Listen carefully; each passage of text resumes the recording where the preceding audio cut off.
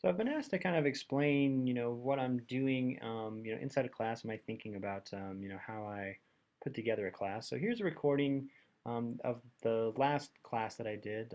We're talking about memory and psychology. And the week before, we talked about the like three stages of memory formation. And this week, we're talking kind of about what happens when memories go wrong. So, what I tried to do is in my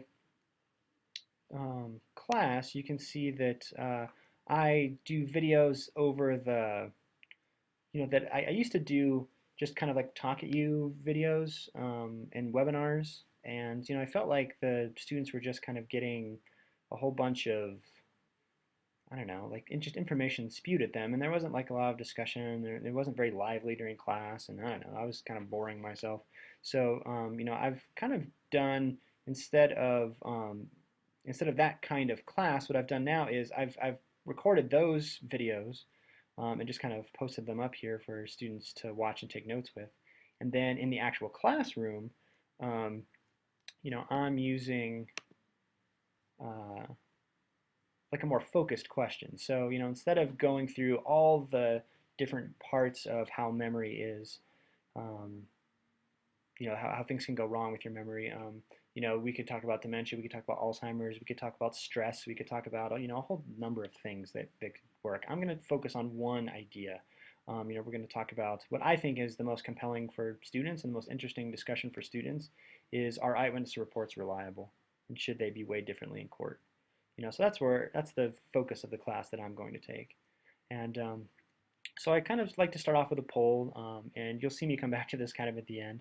But when students are first there, what they're going to see, I'm going to turn myself down here so I can kind of talk over myself, um, is that they have a poll to do and to kind of get them thinking about the major topic for the day. Um, and I'm also going to use this as kind of like the exit ticket or um, kind of a post little formative quiz, that I'm going to use to see how well they learn the info at the end. Jumping ahead in the class a little bit, here's us. We're going to go over one particular slide from the PowerPoint for the week, that I've already made the video on.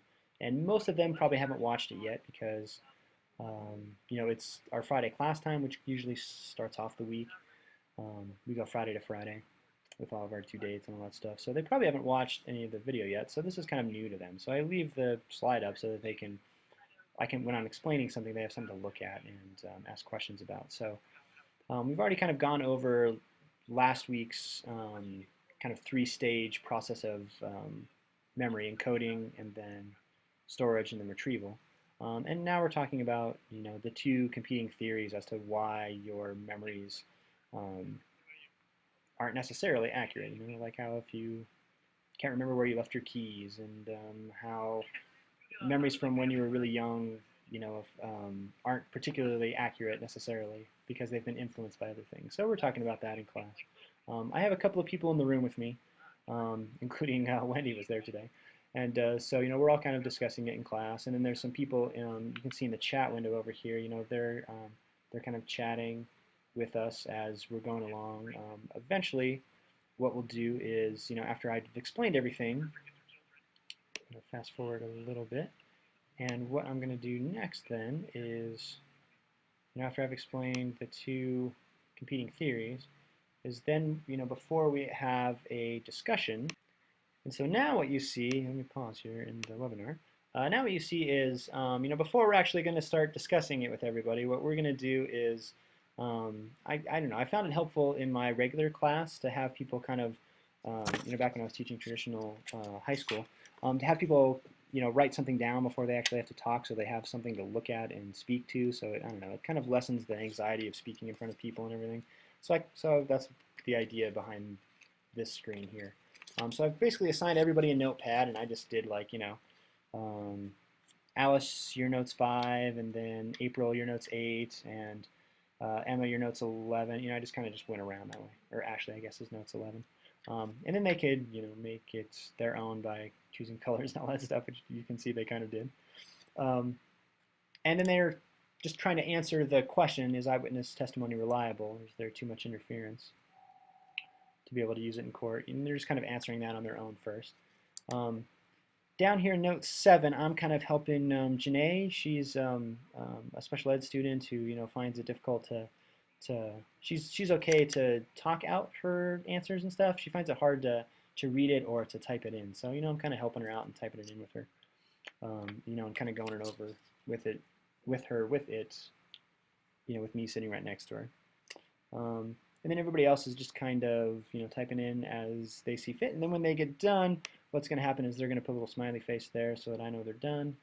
And then we're going to go on to to have each student kind of share their thinking. And what I try and get them to do is not just like read the response, because we could all read it for the most part, but to kind of explain things, and I ask some questions and see if they can answer it back.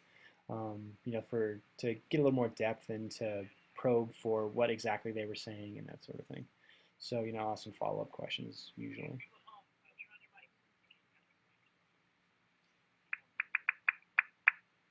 Let's turn it up here and see what's happening. So Alice, this would be a time, since you're going to go first, you can just unmute your mic and then kind of explain what you were thinking there. The question is eyewitness testimony reliable?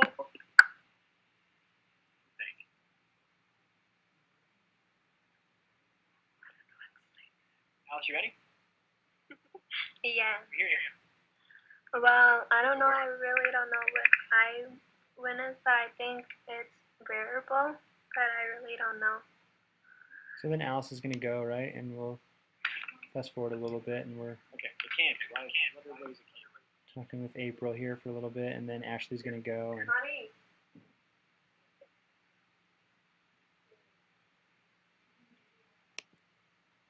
if what I saw really happened, or if I was just so traumatized by it, I was just making stuff up, and I was just really confused. So I think maybe sometimes it could be reliable, but I don't think it is all of the time. So the good part about having people share in this way is that they have something already written down and to rely on, but then they can kind of be extemporaneous too and add to it and change it. And when I'm asking questions, I kind of lead them in the direction that the discussion should go. You know what I mean? So that's kind of how I handle that. And then I guess the overall idea here is to get it to look as much like my regular classroom when I was at Hinckley teaching English, as I can. So, I had discussions in my class just like this. We had kind of polls and stuff in my class just like we do here.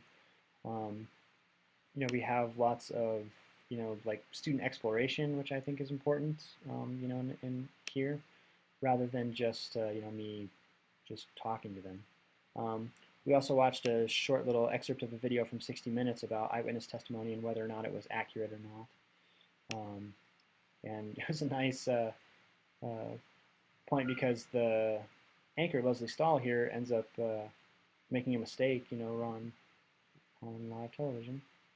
I guess on recorded television that I'm playing now, so maybe not live, but so we kind of incorporate hopefully a whole bunch of things to kind of keep the discussion lively, to move things along, to not be boring, to be interesting and that sort of thing. So then we'll come back at the end of class and do the poll again, and so you can see that the answers have changed.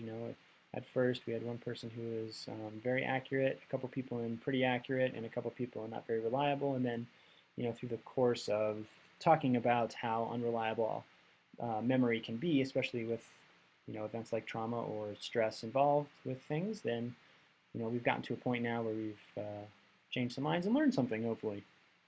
So that's kind of how I approach the class. I try and focus in on one particular thing each class period, and let the lecturing stuff kind of happen by video, that they can watch at their leisure, that they can take notes on, because I was finding that when last year I did a lot of lecturing and notes and stuff in my U.S. history class and in my civics class, and it was interesting, but the students told me that that the classes that they really enjoyed the most were the classes where they got to debate and discuss things, and where they got to like have an opinion and kind of defend and back up things and engage in the learning during the class period. instead of just kind of a sit and get sort of thing. So that's how I kind of approach my lessons, and for what it's worth, you can take or leave whatever you really want. So if you want to get in touch with me and talk about what's good, what's bad about the way I do things, that would be great. I'd love to hear your thoughts about what's working, what's not working with your instruction, and with mine as well too. So hopefully we'll be in touch soon. Thanks.